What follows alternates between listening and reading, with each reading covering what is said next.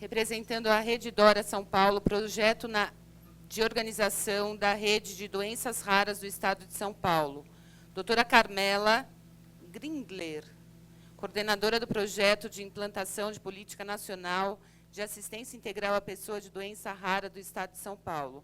Coordenadora estadual do Programa Nacional de Triagem Neonatal de São Paulo. Boa tarde a todos. Você exagerou, né? Ela pegou o currículo inteiro e botou no... Bom, meu nome é Carmela, eu quero primeiro agradecer o convite, a oportunidade de estar aqui falando. Eu sou médica pediatra. Ao contrário dos meus colegas, quando eu comecei há 35 anos atrás, eu, em vez de trabalhar com crianças sadias, eu sempre trabalhei com crianças doentes. Então, a gente tem todo um acumular de experiência. Hoje, na Secretaria, eu exerço 2 cargos, na verdade. Eu sou coordenadora da triagem natal do Estado de São Paulo. O ícone da minha área é o teste do pezinho.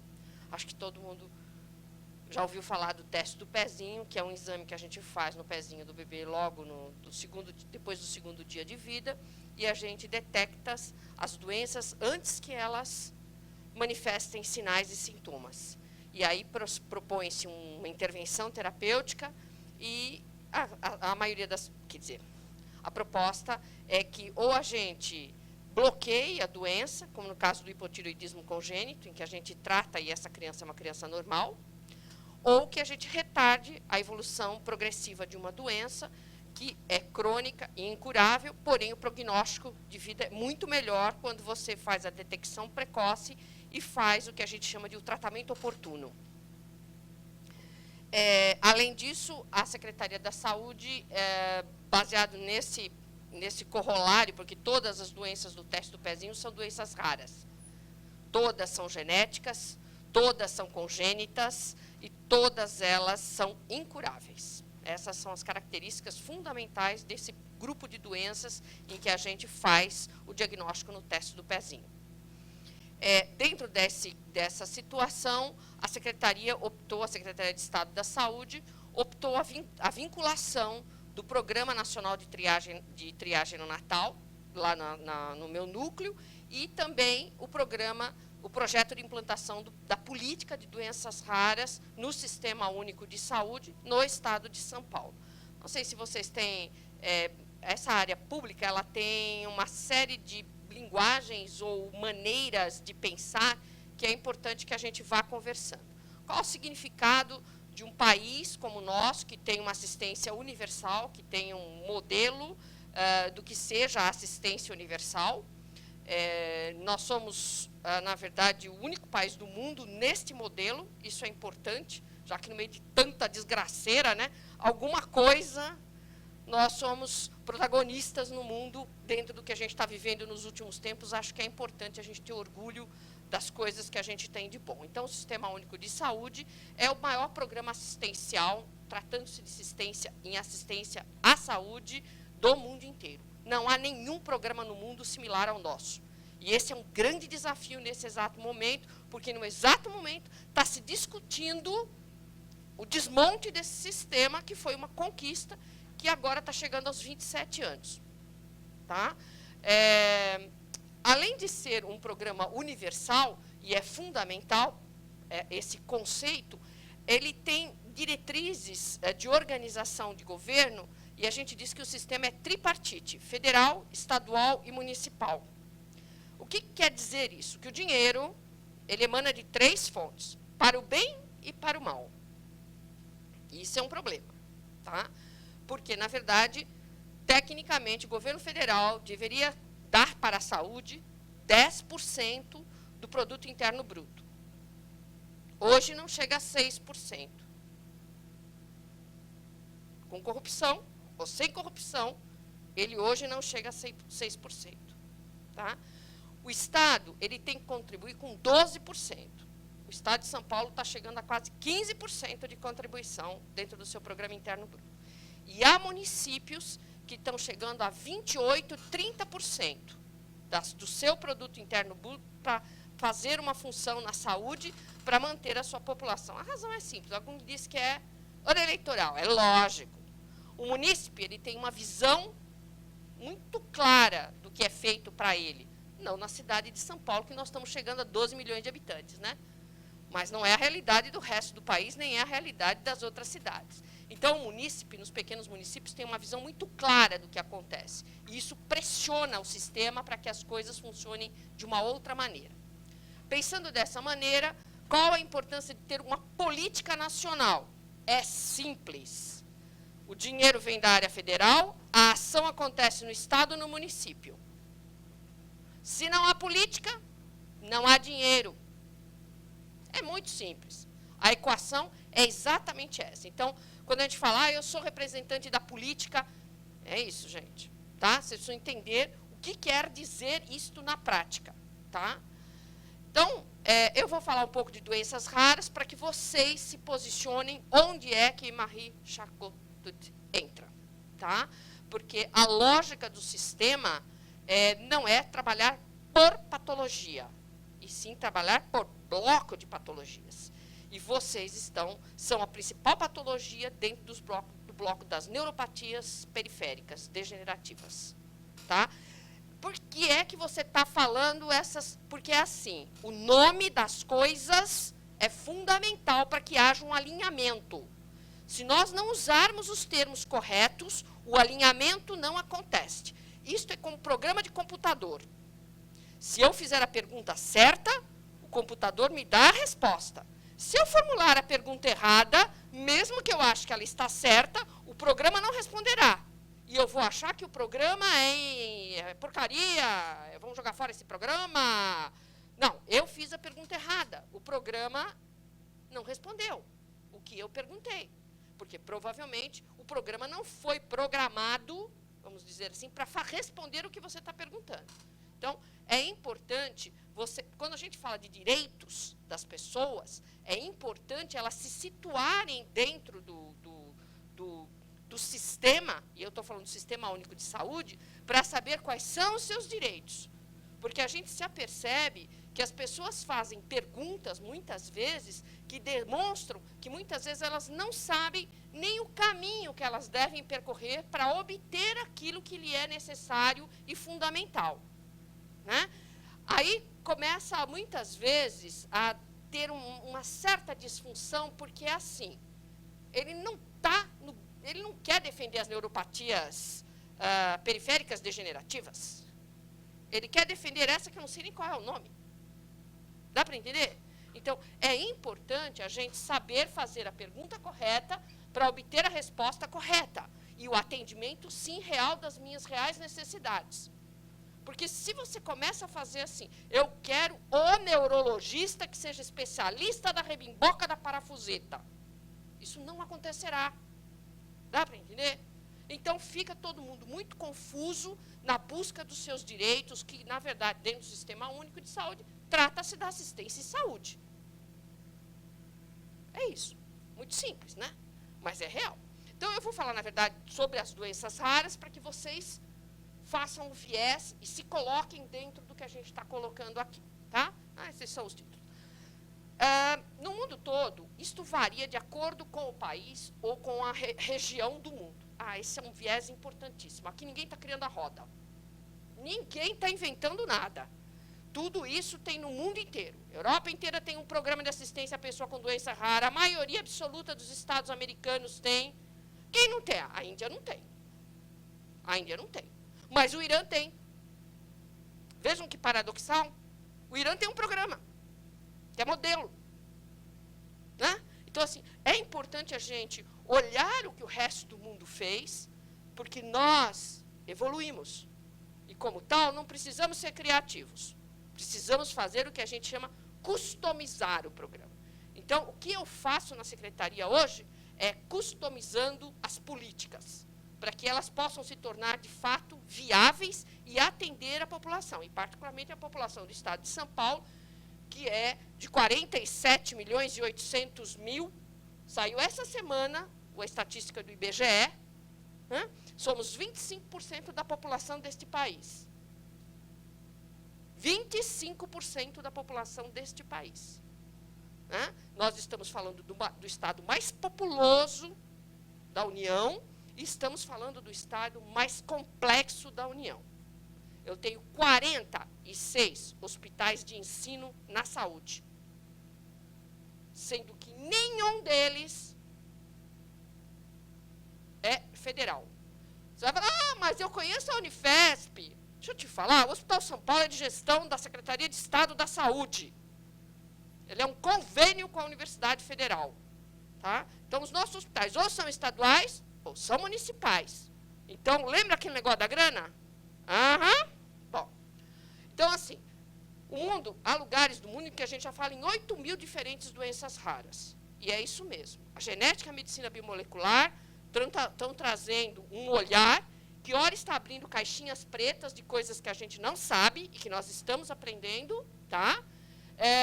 Ora, estamos, na verdade, definindo, sim, é esta patologia mesmo. E ela corresponde a essa disfunção gênica, a essa cromossomopatia, a essa alteração genética. É isso que a gente quer dizer. Não, eu queria lembrar, porque eu tenho 35 anos de formado, e a razão por que eu escolhi pediatria é porque, na época, há 35 anos atrás, as crianças pareciam que moravam em Biafra. O que nós tínhamos de criança morrendo de desnutrição, diarreia e pneumonia era brincadeira. Eu nunca dei um plantão de pediatria na minha vida em que não morresse pelo menos uma. No dia que não morria 5, a gente comemorava. Tá? Então, assim, quando as pessoas falam, eu acho que a gente é pessimista. Mas, assim, que nós melhoramos, nós melhoramos. Isso eu não tenho dúvida. Também não podemos, em função sei lá, a gente está muito negativo, muito indignado com tudo que está acontecendo e, de repente, a gente quer desmerecer ou desclassificar tudo que nós fizemos de bom nos últimos 35 anos. Eu me nego a isso. Eu me nego a isso porque, na verdade, quando eu comecei a fazer pediatria, era um horror. Os meus colegas questionavam se eu só ia fazer diarreia, a questão da amamentação, a vacinação. O que eu ia fazer, Carmela? Por que você ficou louca? Por que você não vai fazer uma coisa mais interessante? E eu achava super interessante tentar ajudar as crianças do meu país, que eram super desnutridas, muito feinhas, né, como a gente falava, porque era um horror. Né? Então, acho que a hora que você estima que 4 a 6 mil diferentes patologias foram descritas nos últimos 35 anos, isso é uma glória. Tá? No conjunto, e aí sim, empoderamento. Quantas são as doenças raras na expectativa da população? Porque em programas públicos, você raciocina em população toda. É 5% da população, pessoal. Então, próximo. Então, isso também é importante. Nós vamos falar quantos nós somos em São Paulo. Nós somos de 18 a 24 mil nascidos vivos ano com uma doença rara. Todo ano nesse estado nasce isso. E graças a Deus, graças a todos os profissionais que trabalharam nesses 35 anos, eles sobreviveram. E hoje, quando eu vejo aqui alguns jovens, eu fico encantada. Sabe por quê? Porque o destino deles, quando eu comecei a fazer pediatria, era horroroso. Hoje eu posso discutir fisioterapia, mesmo que eu não tenha cura, eu discuto alternativas terapêuticas. Minha filha, quando eu fiz pediatria, 35 anos, quem falava em fonoaudiologia? Quem falava em fisioterapia? Quem falava em TO? As assistentes sociais sempre foram umas coitada. Era assim, né? Vai lá falar que assistente social vai ver se ela resolve. Psicóloga para tratar de doença crônica degenerativa? Quando eu comecei há 30 anos montar os grupos multiprofissionais para poder trabalhar, a gente rezava a Deus para ela não ficar falando besteira, né? Porque, na verdade, como ela não estava integrada na equipe, ela tinha, por formação, a perspectiva de manter a esperança viva. Só que, muitas vezes, ela falava de coisas que a família sabia que não era assim, com essa, né, esse cor-de-rosa que ela falava. Né? Então, criava toda uma dor e um sofrimento, uma disfunção, porque, na verdade, a gente pode não falar toda a verdade, mas a gente não pode mentir. Eu não posso subestimar a dor do outro e falar para ele coisas que não são verdadeiras. Porque, em vez de eu ajudá-lo a se alavancar para fazer o enfrentamento, eu acabo confundindo tudo, não é mesmo? Promovendo que ele faça coisas erradas que ele não deveria estar fazendo. Ele pode tudo. Não, espera um pouquinho. Ele não pode tudo. Ele pode as seguintes coisas. Só que isso, gente, é capitalização de conhecimento. Nós aprendemos.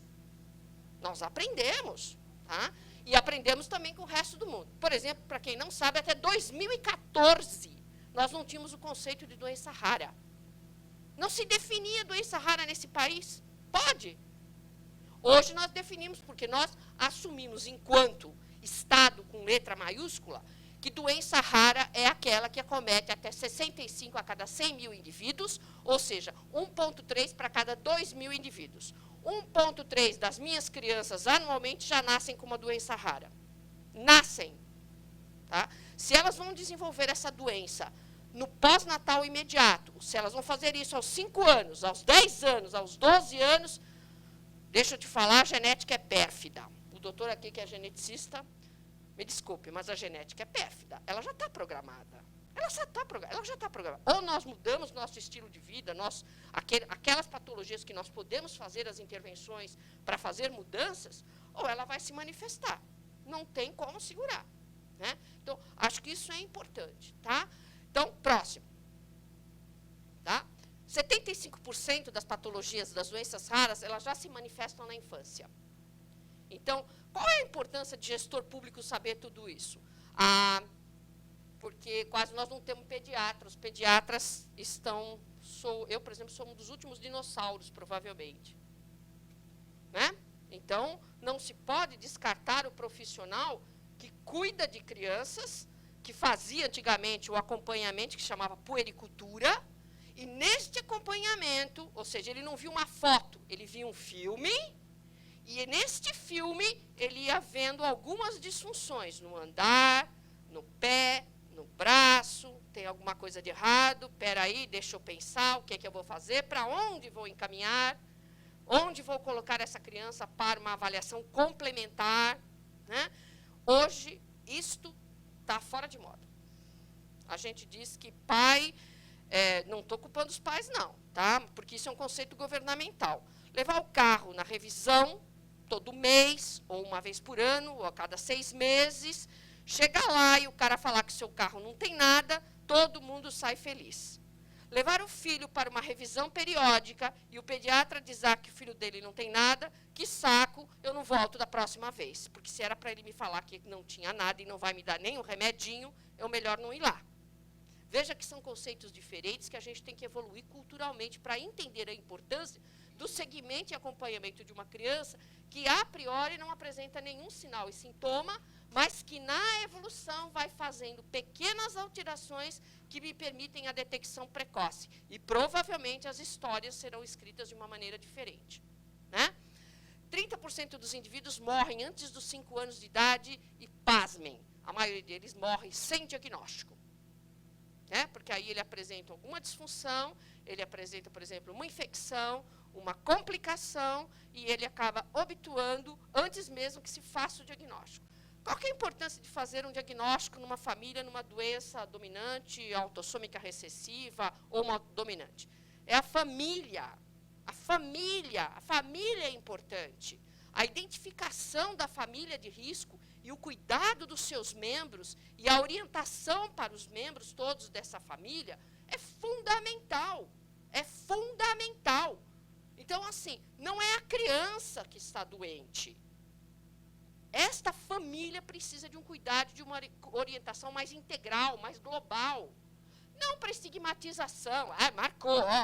Eu saí um FAPESP em novembro do ano passado, em que se identificou uma cidade no estado de São Paulo, dentro de um projeto de pesquisa, como uma cidade em que todas as pessoas, ou percentualmente, 80%, 90%, era detentora de uma doença genética.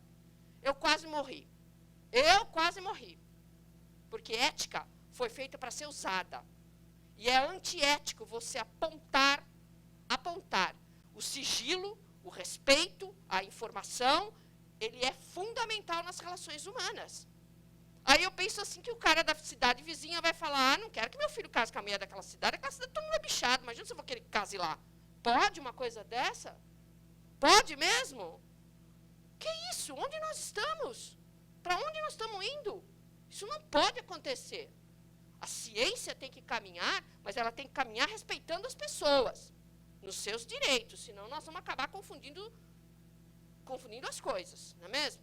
Bom, Então, são isso mesmo. Ó, 18 a 24 mil são as minhas crianças, porque o estado de São Paulo nascem 600 mil crianças. Quando eu falo triagem no Natal, todo mundo acha que isso aqui é uma verdadeira operação de guerra. A gente comanda 1.841 pontos de coleta. 4 laboratórios do teste do pezinho. 4. Tá? E a gente atende 100% das crianças desse estado. 100%. E o programa é público e privado. O pai que tiver numa maternidade de altíssimo padrão e falar, não vou pagar o teste do pezinho aqui, ele falar na área pública. E nós não vamos cobrar nada mais dele. Agora, se ele quiser fazer na área privada, é com ele. Você está entendendo? Mas se ele não puder, eu não tenho a grana. Isso aqui não dá. Eu paguei o parto, isso eu não vou pagar. Não tem problema. Ele vai na unidade básica de saúde mais próxima do domicílio dele e lá o teste do pezinho será coletado. E ninguém vai questionar nada. Vai ser feito porque é assim que é. Tá? Então, assim, isso aqui é muito importante. 80% das doenças raras têm uma etiologia genética bem definida. Isto é uma doença, 80% delas são doenças monogênicas. Por que eu falo isso? É mais fácil ter um gene só comprometido, porque quando são muitos genes, as coisas começam a ficar mais complicadas do ponto de vista de diagnóstico e tratamento. Né? Principalmente o sonho da gente ter terapêutica gênica, né? Ter terapêutica gênica, vamos falar claro. Tá? E as famílias de risco têm que ter orientação familiar e aconselhamento. Né? Porque, na verdade, isto é importante em termos de prevenção. Né? Nós não estamos falando em eugenia, pelo amor de Deus. É direito ao conhecimento. A decisão é de fórum íntimo.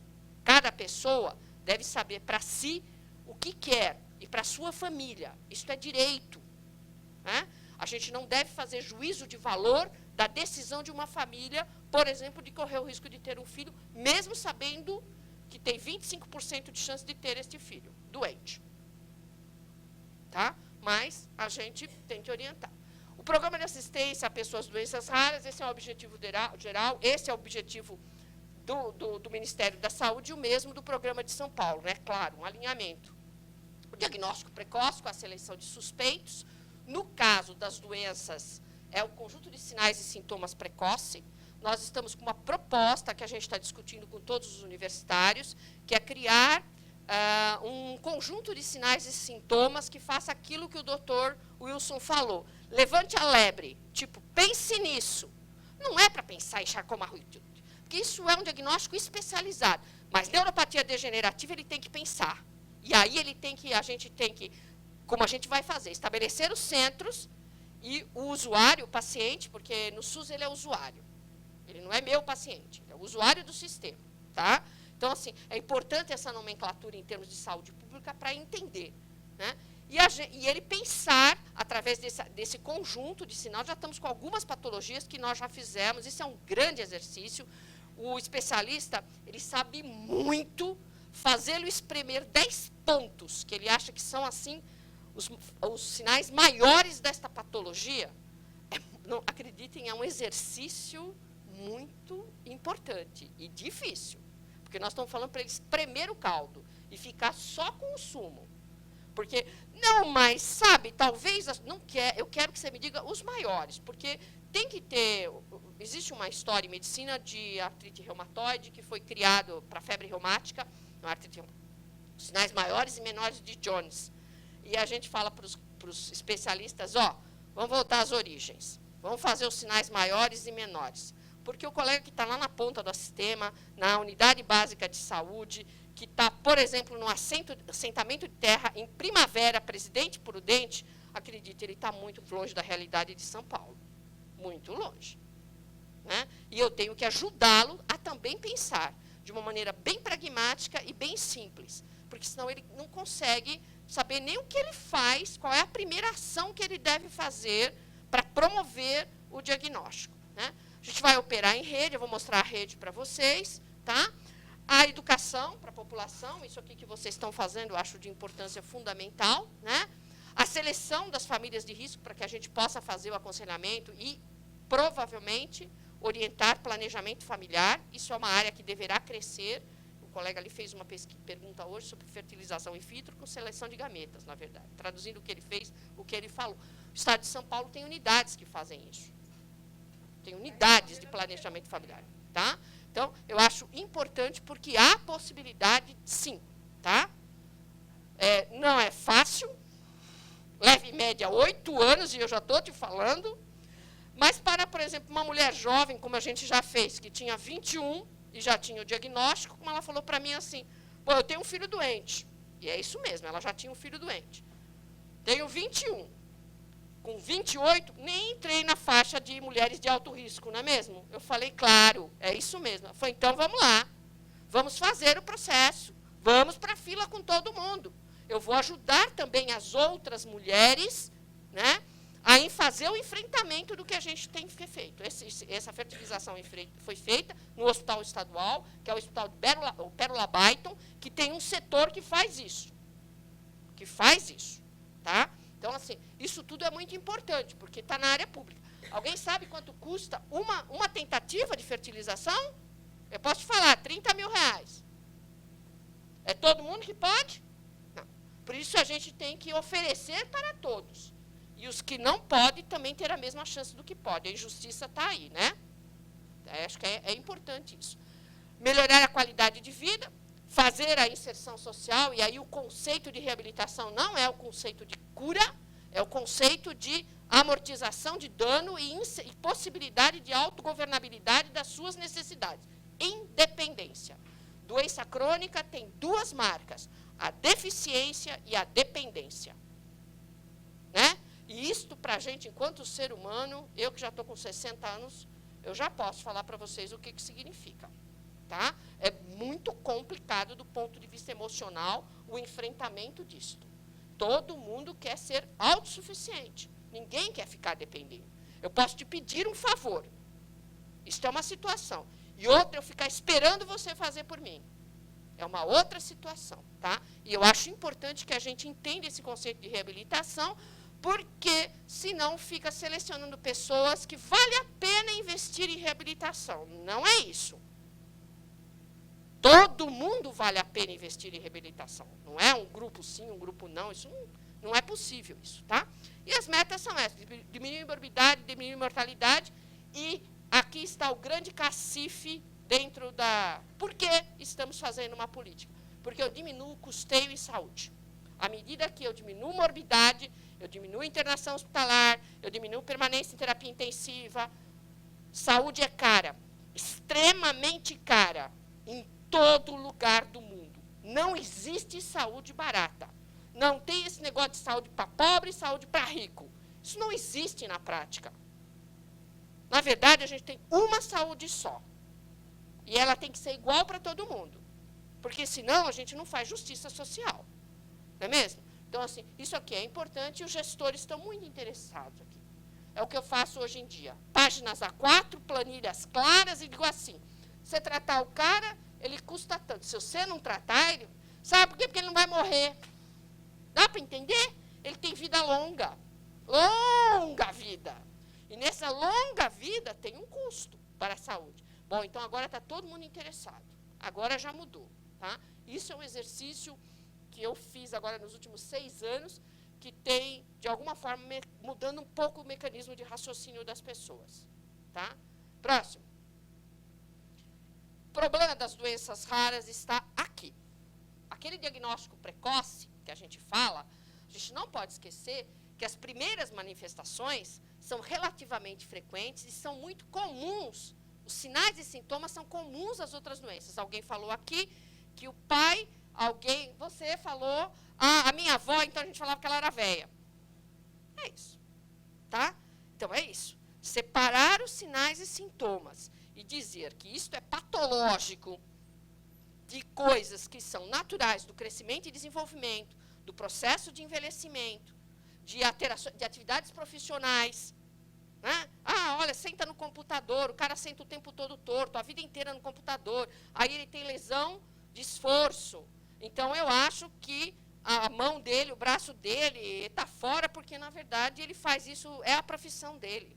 Então, assim, é importante que a gente saiba, afirme taxativamente, porque senão dá a impressão que todos os profissionais não sabem fazer o diagnóstico, que os profissionais são ruins, que eles não sabem nada sobre essas coisas. Não é verdade, o diagnóstico não é fácil, não é no começo, porque assim, o que a gente quer é pegar a pessoa doente logo que ela fica no começo, e não quando a gente...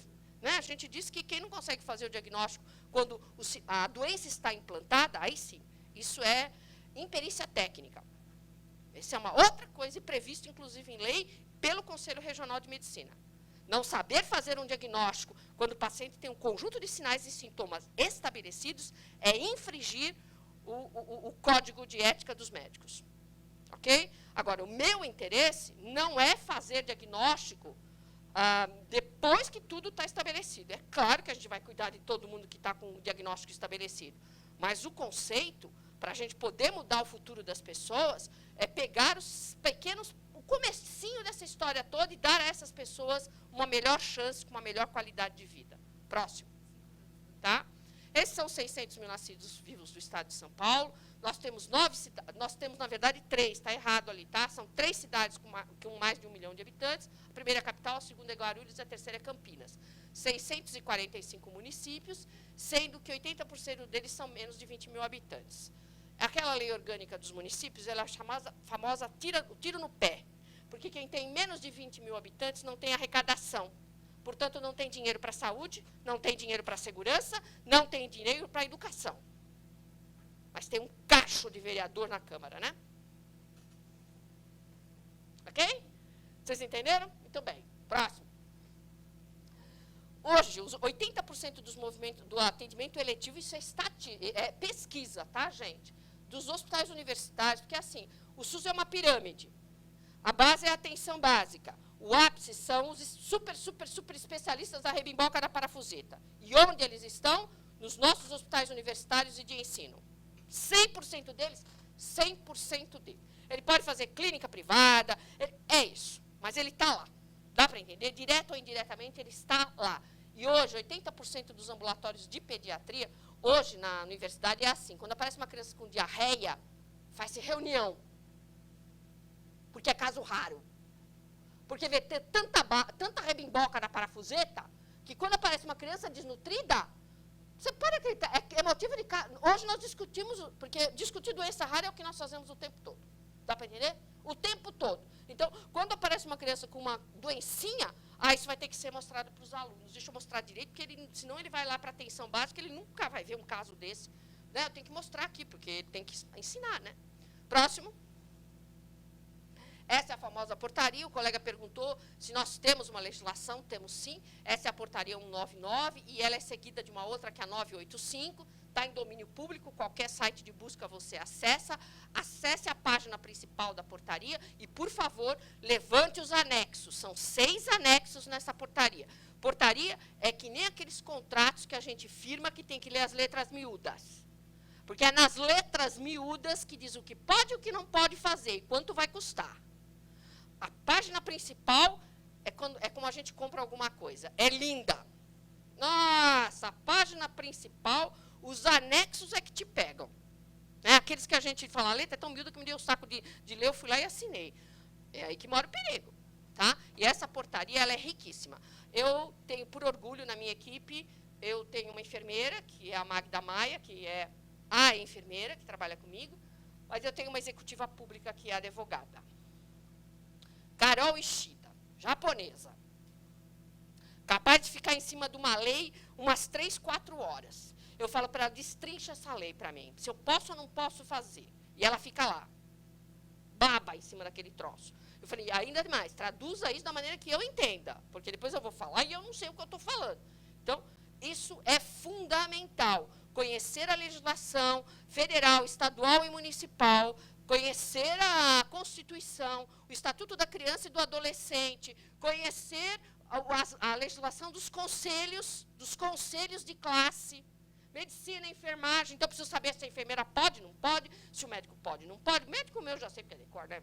Mas, assim, a físio pode, a fono posso. Eu posso chamar a fono para fazer esse troço? Pode. Não, não pode, Carmela, não pode, porque o conselho dela indeferiu, ela não pode. Ainda tem que manter atualizado, sabe? Bem atualizado, senão não sai. Próximo. Então, a gente já tem, isso já é portaria do Ministério, já é política do Estado de São Paulo, nós trabalhamos em rede. Tá? Essas redes de atenção à saúde, o que, que é? É território. É território. Saber, por exemplo, qual é o território de Presidente Prudente, qual é o território de Araçatuba, qual é isto, tá? E saber, dentro daquele espacinho, o que tem lá de aparelho de saúde para assistência. Quem é o neurologista que está naquele território? Para o quê? Para ele trabalhar com o especialista no modelo que a gente está montando aqui, que é de segunda opinião e apoio matricial.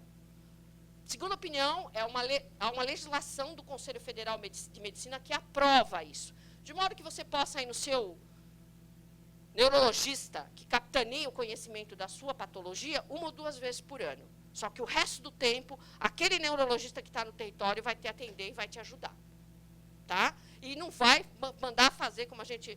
um exame lá na universidade e fica naquela fila cheio de gente, né? Enquanto o paciente o usuário pode fazer isso mais próximo do seu domicílio e levar o exame em mão para mostrar. Ah, mas ele não vai gostar porque eu acho que o exame está mal feito. Ótimo. Essa é a oportunidade que nós temos de corrigir as coisas. Se o doutor não gostou do exame, nós vamos dar um jeito de melhorar o padrão de qualidade do exame. Senão o país não caminha. Não é mesmo? Então, eu acho que isso é importante. Próximo. Esses são os eixos de estrutura da política. Eles dividiram, né, em genética e não genética.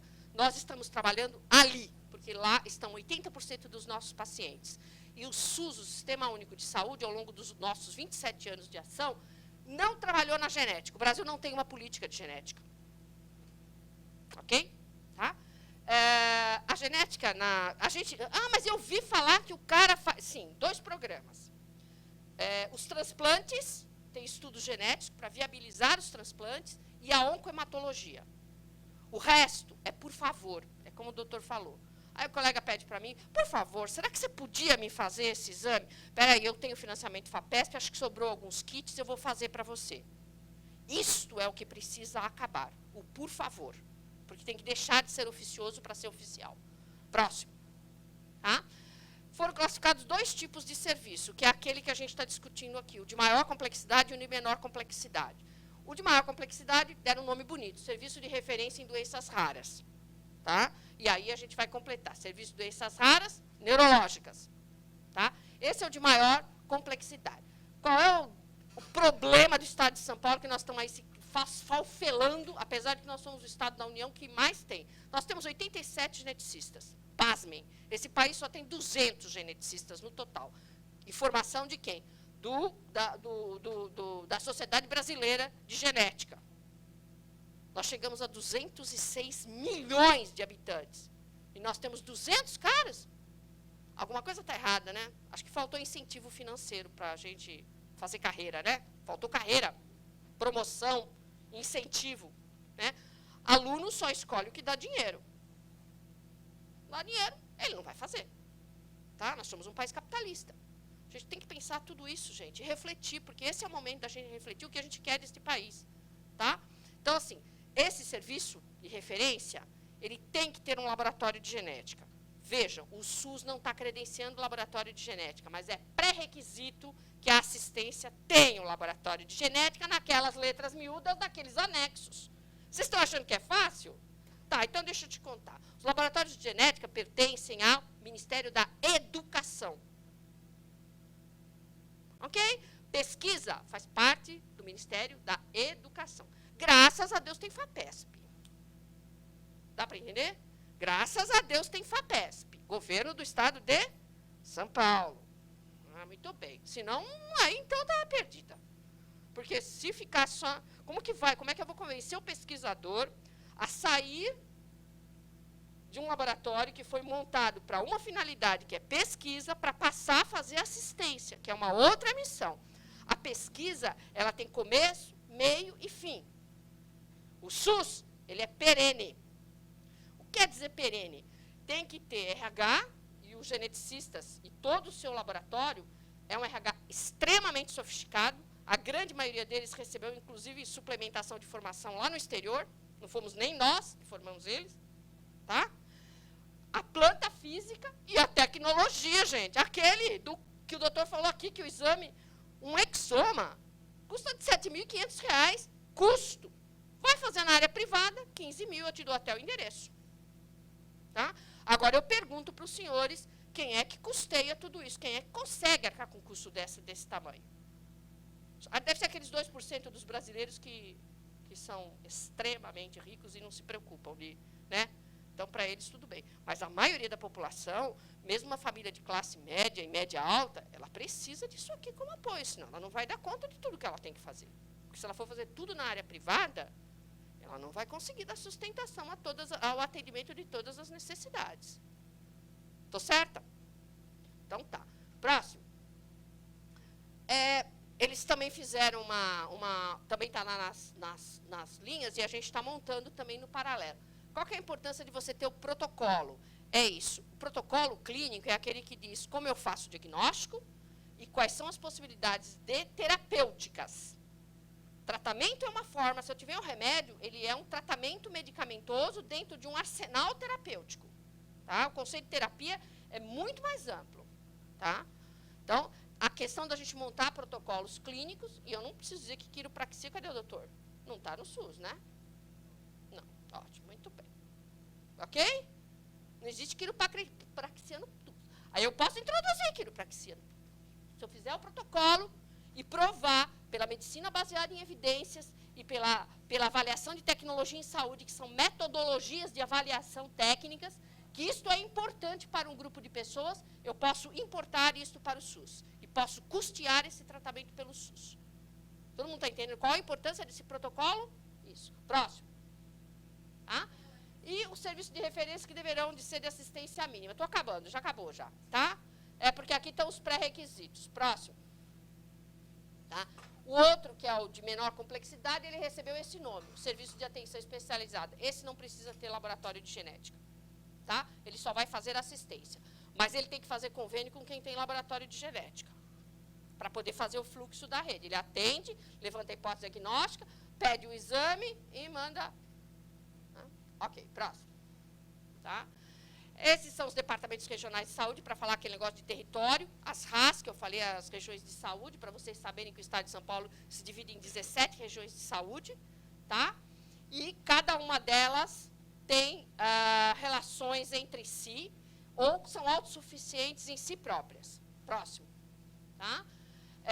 Aqui eu coloquei a outra distribuição, que é maior, porque alguns segmentos, por exemplo, se juntaram. Por exemplo, Araçatuba se juntou com São José do Rio Preto.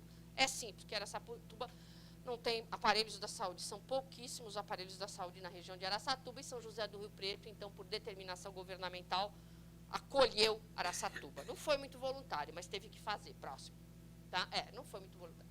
Aqui, então, sabe aquele negócio que eu falei do pré-requisito na letra miúda que tem que ter laboratório de genética? Então, a gente chamou esse grupo de universitários de locomotiva. São os que têm o laboratório de genética. Tá? Então, como é que nós estamos já? E está tudo no Ministério já. Tá? Quem são os grupos que estão com a documentação íntegra, cumprindo todas as letrinhas miúdas? Foram mandados calhamaços. Teve professor que eu tive que conversar pessoalmente. Por quê? Queria o diploma de médico dele, e ele é médico há 60 anos. Ele é titular, livre docente da cadeira, e ele falou, Carmela, eu acho que eu tenho medo que o meu diploma vai desmanchar. Tem que tirar do saquinho plástico? Eu tenho. Ele falou, eu tenho, mas eu deixo te falar, ele está em ponto de desmanchar, e eu não tenho outro, porque a faculdade que eu me informei, que foi lá, como é que chama? Não sei o que, Vermelha do Rio de Janeiro, já não tem mais a faculdade. Se sumir esse diploma, eu estou perdida. Perdido. Então, e eu fui lá buscar pessoalmente o diploma do professor, garantindo a ele que o diploma dele não se desintegraria. Porque o Ministério ignorou toda a carreira acadêmica desta pessoa, né, e queria o diploma dele. O diploma é como você ter sua carteira de identidade e alguém querer o seu registro de nascimento. Eu quero seu registro de nascimento. Bom, mas eu tenho carteira de identidade, meu amigo, você quer meu registro de nascimento? É a mesma coisa que aconteceu com esse professor, tá? Então, assim, as locomotivas estão aqui, então. Onde estão quem tem documento já no Ministério para aprovação, tá? A Faculdade de Medicina da USP, tá? Está com todos os documentos lá, nós estamos credenciando 3 pontos da USP. O Instituto Central, que é o HC Clínica Central, o Instituto da Criança, tá? E nós estamos credenciando o único laboratório de lípides que eu tenho no estado de São Paulo, que é uma preciosidade para mim, depois a gente pode estar discutindo por que ele é uma preciosidade, que é do INCOR, tá? Do INCOR, tá?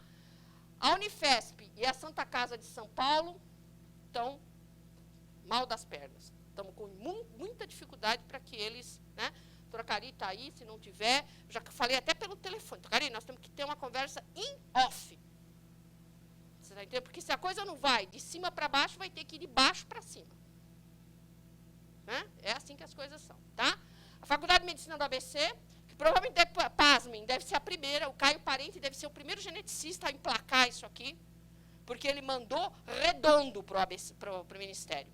Ele se deu o trabalho de ler as letras miúdas. Ah, pode acreditar, ele botou aquela equipe dele inteira, cada um acho que leu uma página e saiu catando, porque eu falei, não sei como é que o Caio conseguiu fazer, Caio Parente é o geneticista dessa unidade. O Caio já tem algumas coisas amarradas com ele e é importantíssimo, ele é estratégico. Como o doutor falou, o doutor Wilson, todos não farão tudo. Farão, muitas vezes, parte de um todo. Só que juntos farão tudo. Dá para entender? Porque cada um vai ter que escolher uma linha na qual vai investir. Né?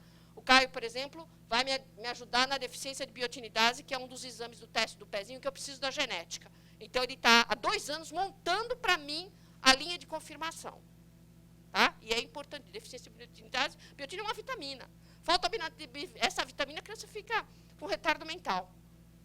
Bobinho, né? Tá. Só que uma vitamina, que é tão barata que o laboratório não quer produzir. É tão barata a vitamina que ele não quer produzir. Sai em torno de 3 a 4 reais por mês. E o laboratório não quer fazer. É barato demais, né? Que ele vai pagar 3, 4 reais, tá louco? Tá? Bom, mas o Caio vai detonar essa situação para mim, tá? Ribeirão Preto, tá lá, se Deus quiser, fechamos ali. Nós estamos aguardando a documentação da Unicamp, que está a caminho. Falei com o diretor essa semana, ele falou, Carmela, estou fechando, estou mandando para você, tá? A Unesp de Botucatu, que vai assumir todo aquele segmento, também é a próxima, tá? A PUC de São Paulo talvez entre, eu vou montar um programa de deficiência auditiva e ela vai entrar aqui, ela tem um laboratório de genética muito importante para surdez, e deve sair aqui, tá? Então, só para mostrar para vocês que a gente está caminhando e que agora é só sair a grana do Ministério, tá? O que representa essa grana? É um incentivo, gente. Esses serviços, de alguma forma, recebem. Então, a gente só quer que esses serviços revertam esse dinheiro para a genética. Para os de maior complexidade, que são as locomotivas aqui, R$ 41.500 por mês, a mais, para que possa ser constituída a equipe de assistência. Tá? Multidisciplinar, assistente social, fonoaudiólogo. E o pagamento do exame. Aqui tem um detalhe. Esse é o principal detalhe. Os exames de genética foi feito um pacote de R$ 800. Tá? Aí quem estuda genética, quem trabalha com genética, sabe que o que é caro é o sequenciamento do gene. Mas depois do gene estar sequenciado, fica barato para fazer o resto da família. E é isso que a gente quer. Entendeu? Vai ter que fazer uma flexibilização. Então, não são 800, são 2.400 por cada família. Mas cada vez que eu fizer o diagnóstico em mais um membro da família, eu ganho direito a fazer mais 3 exames. Ou seja, isso chama-se rastreamento em cascata. Identifico um, rastreio, faço 3 da família, um deles positivo, eu abro mais 3 e vou com isso rastreando a família inteira. Isso chama-se rastreamento em cascata, é uma modalidade de avaliação familiar proposta no mundo inteiro, não estamos criando nada. Tá? Próximo. Tá? Esse é meu telefone, meu e-mail, eu estou à disposição, todo dia, quando bate 7 horas da manhã, eu já estou lá. Tá? Se eu não estiver, qualquer membro da minha equipe estará. Nós respondemos 100% dos e-mails, 100% dos e-mails.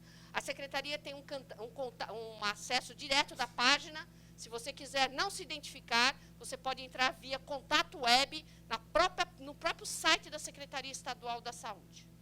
Tá? Esses são os caminhos que você pode perguntar o que você quiser sobre o que a gente está fazendo. todos os dados dos quais a gente trabalha, eles são públicos. Públicos. E estão à disposição de qualquer cidadão que queira ter acesso aos dados de trabalho da gente. Tá? Além do mais, tudo, absolutamente, que a gente faz no meu núcleo é programa de governo. Não importa o governador que for chegar a semana que vem, o ano que vem, daqui 2 anos, os programas não mudam. Dá para entender? Porque são programas de governo. Eles estão todos publicados no Diário Oficial do Estado de São Paulo. O Diário Oficial do Estado de São Paulo é domínio público. Se você digitar o meu nome, vai aparecer absolutamente todos os programas ligados à minha coordenadoria. Por isso, não tem nada sigiloso, nada secreto, absolutamente nada que não seja de domínio público. E, particularmente, de acesso a todos e qualquer cidadão do Estado, aliás, da União. Porque o diário está aberto de qualquer lugar que você tiver, na Índia, no Japão, quem quiser abrir, pode abrir e ler, porque está à disposição de todo mundo. Ok?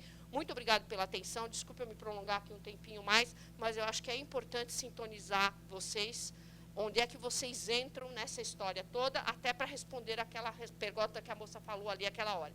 Como eu posso ajudar para que tudo isso aconteça? Para todos nós. Para todos nós. Para todos aqueles que precisam. Porque cada avanço que eu dou numa doença rara, eu arrasto um monte das outras todas. Então, não é uma luta de um grupo ou de uma associação. É uma luta de todos os brasileiros que tiveram a oportunidade de crescer e agora defender os seus direitos. E aproveitar a luz do conhecimento atual, que nós não tínhamos. Acreditem em mim, não tínhamos. Obrigada pela atenção.